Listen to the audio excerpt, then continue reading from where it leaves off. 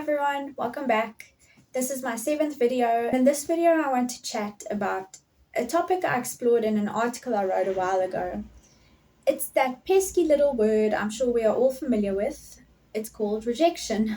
In the article I wrote, I explored the idea a little bit more from experiences that I've had and how I can see things in a more positive way rather than it always getting me down if I receive a no or a closed door.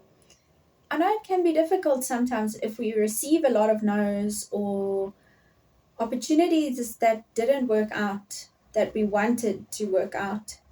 It can weigh heavy on us after a while if it feels like that's all that we are experiencing. It can be easy to also act out in our mind in a way where we go into extremes. We think, oh, I'm a failure, or I should just quit everything, I should just give up, it's just not working, or I should push harder, I should work harder, I'm not working hard enough, I'm something wrong with me. What am I doing wrong the whole time?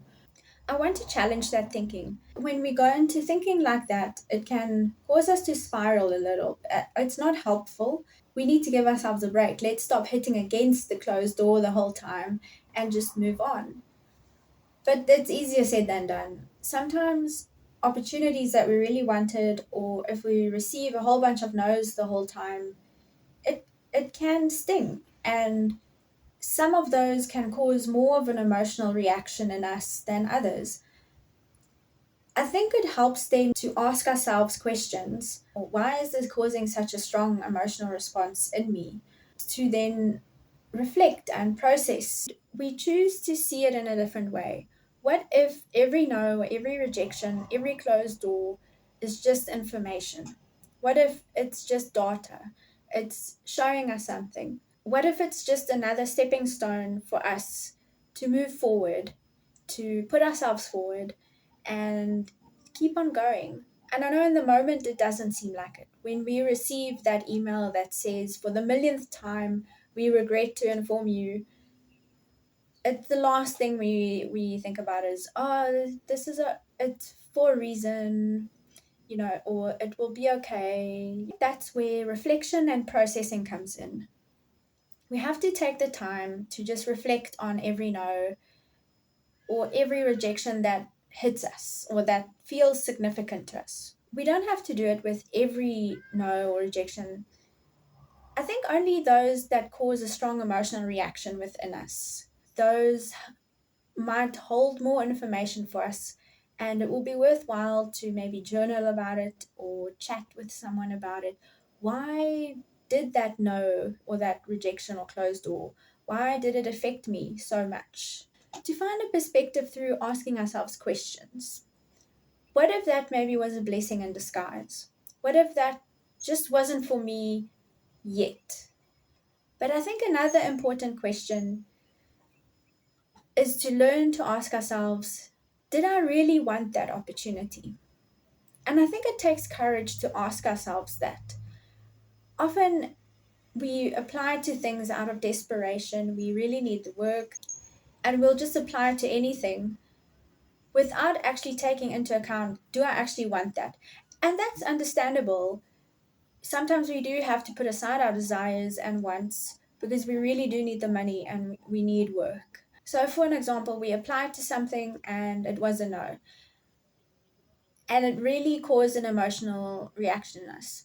But if we sit with it after a while and ask ourselves, did I really want that? And we get honest with ourselves, honest to admit to ourselves that maybe that wasn't what I wanted. And then we can ask ourselves, why? Why did I apply for it? What do I actually want? And then going after what we actually want, applying for things that we actually do want. But then also we might get a no for the things we actually do want. So how do we deal with that? Because we have more expectation then, or we have more interest in it, so the no might sting even more. I think it's the same process. We have to just reflect and process. If we get a no for something we really want, how can we change our perspective around that? How can we see that, okay, maybe that also was a blessing in disguise? Maybe it just wasn't meant to be yet. What if there is another opportunity that's even better than that? What I'm also getting at is not to tie every no, rejection, or closed door to our identity, to not identify with it, to not see ourselves as failures or that we're not good enough. On the other side of that, what if every rejection is a reflection of our self worth? For example, when that opportunity doesn't work out, what if that is just a reflection? It's mirroring back to us. It's giving us information to just choose better because we want better. We actually want more. So that's what I mean. I don't know if that makes sense. It's giving us information about what we really want, and what we really, if we go after what we really want and we don't get it, then that's even more information. Then we can even refine that information and ask, okay, what do I really, really want from that?